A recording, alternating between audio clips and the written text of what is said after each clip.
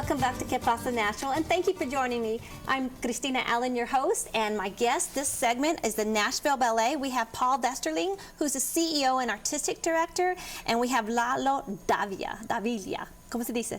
Davila, who is the musician for Salsa Dreams. It's something I'm going to be performing in February here. Tell us about Salsa Dreams and how that came about. Salsa Dreams is a ballet that ends a program for Nashville Ballet at TPAC in February. And it came about because this is we are redoing this. We did it originally in 2005, and it came about because we wanted to do something that reflected the diverse, audiences of Nashville and how Nashville audiences are changing. And Nashville Ballet is really about the community and about doing things that fit into the community and that make us part of the community. And more important, what's even more important though is that the music is. It just makes you want to dance. It's really fun and really makes you feel like dancing. And so we sort of combine classical ballet and salsa dancing into one. And Lalo leads the group. He's the band leader for the accompaniment. And so are you a Desi Arnaz out there with the, I grew up actually listening to that kind of music. So the full horns and bands. And so are you able to just live a dream of playing that type of music that you grew up with or have always wanted to play? Actually, I grew up playing Tejano music and started to get involved in salsa music, later on in the years, and moved to Nashville. And there was a huge void in salsa music in Nashville. And myself and a friend of mine, Manny, put a salsa group together and been playing salsa ever since. And combining, how did you guys meet, or how did you guys know to hook up together to be able to create the music that reflects the ballet? Well, I had decided to do a salsa ballet, and talking to Paul Gamble, who's our music director, kind of hooked me up with Lalo. So I decided to do the salsa ballet, and in the meantime I went to Argentina to do a Fulbright, which is a really different kind of culture. Yes. But interestingly enough, then Lalo gave me this huge list of music to listen to. So I was in Argentina listening to all of this salsa music that Spanish in the background. Right. So then in the meantime I was also listening to Argentine tango and Argentine music, and actually even Argentine folk music. So it has there's a real mix, and what I learned from all of this is that there's a lot of different kinds of Latino music in it. So the music that we ended up with is really a lot different, And we're going to play a little bit of it, of the video that we have here, the B-roll of the salsa, the performance and the music. And so as you're able to put together this music, did the dancing change from 2005, or did you add to it, or is it different steps, or Well, some of the music's different that we've selected. A little bit more. I heard people were dancing on the aisles last time. It was incredible. We weren't expecting that, at least not a lot of people, maybe a couple. You usually have one or two people that want to, but it was quite a few people that got up at the end and danced all the shows that we did. So within the ballet, you have ballet performances plus salsa, is that correct? Yeah, it's a mixed rep, so there's 3 different ballets, and the evening closes with the Salsa Dreams with the ballet and the salsa band. We're opening with a ballet called Cryin Out, which is by Gary Nicholson. He's a really well-known songwriter, and it kind of fits in beautifully with Nashville music, and he sings it live with us. And then the middle ballet is Billy the Kid, which is a major American revival, first time it's ever been done in Nashville. And actually, it's the first time that this work has been revived in about 10 years in the U.S. It's a classic American ballet, and of course, it fits nicely with the whole salsa idea and the Southwest part of it in a sort of oblique way. But it promises to be a lot of fun.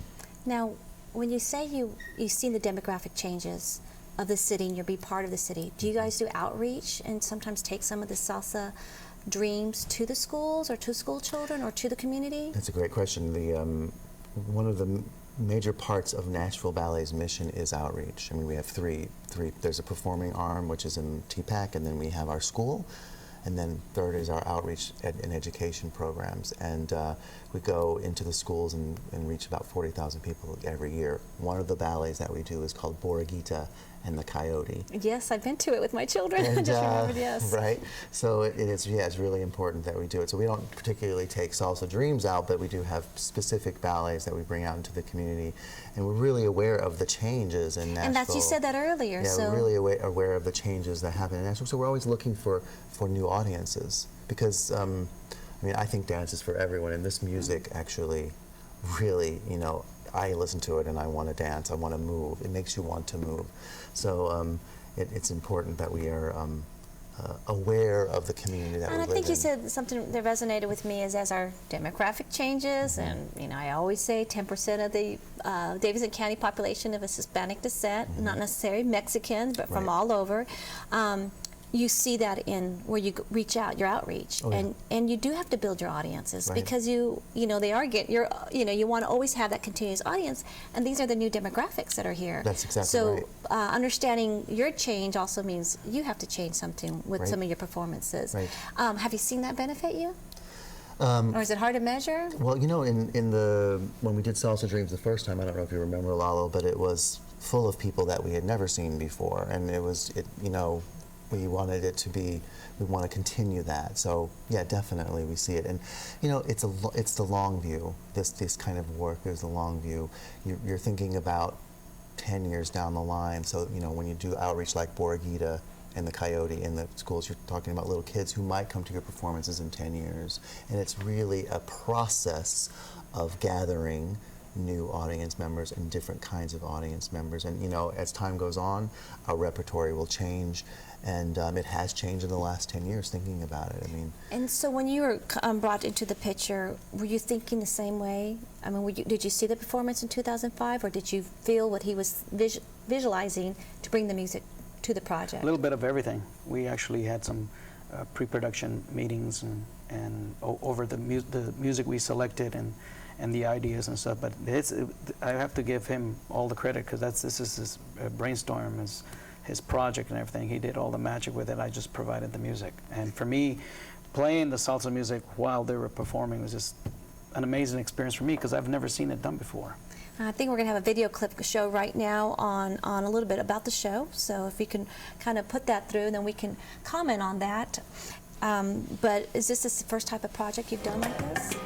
Yes. Here's what we're showing now. Tell us about this.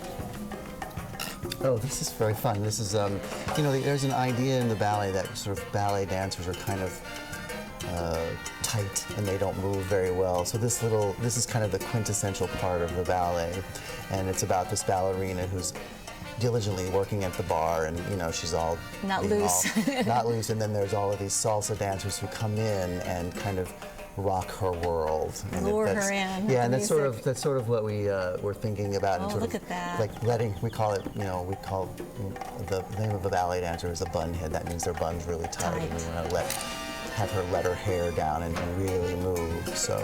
And Lalo, is that you in the percussion playing? Yes, that is. Is that your expert? This is the first time I've actually seen it like this. This is awesome. Yeah, and you feel it. You feel the music with Latin music. You stated that the audience dances because you just feel that you have to move and stuff. It goes into you. And Lalo he's part of the performance, the way his vocals and what he does. I mean, he sings all the songs, but he also adds. Oh, I didn't know you sang too, Lalo. Oh, yes. Oh, I'm sorry, I missed that. You do sing. That is exciting. Now, how was the reaction with your ballet, your performers? Oh, they loved it. I mean, you know, there's one thing about Nashville is that it is such a diverse community with diverse music. And we have the opportunity to have live music. I mean, my colleagues, in other ballet companies, my artistic director friends in other companies, no way have the kind of access that we have to live music and diverse live music. And so when you have someone like Lalo who's rocking on that percussion in front of you, and it takes your body, you just think about it. That's really the only time I miss dancing is when I have someone like him in the pit playing. Was it easy to bring other artists, great artists to understand, or was there a good variety to choose from? Well, not necessarily Latin artists, but was there? We live in Nashville. We have tons of great musicians, and we're fortunate enough to get the top players to perform at this particular event. I think they probably want to perform because it's different. It's something very different. Well, we are excited that you are bringing this type of ballet performance music to Nashville as we are a changing community, and the benefits I think we're going to be reaped throughout the years. As you said, you have to build it. We're going to put the dates and the website on with the ballet, and it's called Salsa Dreams, Billy the Kid and Cryin Out in Salsa Dreams. Thank you both for being on Kid Pasa thank you. Nashville. I'm going to get excited to see it and take my kids so that they Thanks. can learn to dance. Thank you for joining Kid Pasa Nashville each week. It's about the Latino community and the changes and opportunities they bring to Middle Tennessee. Gracias.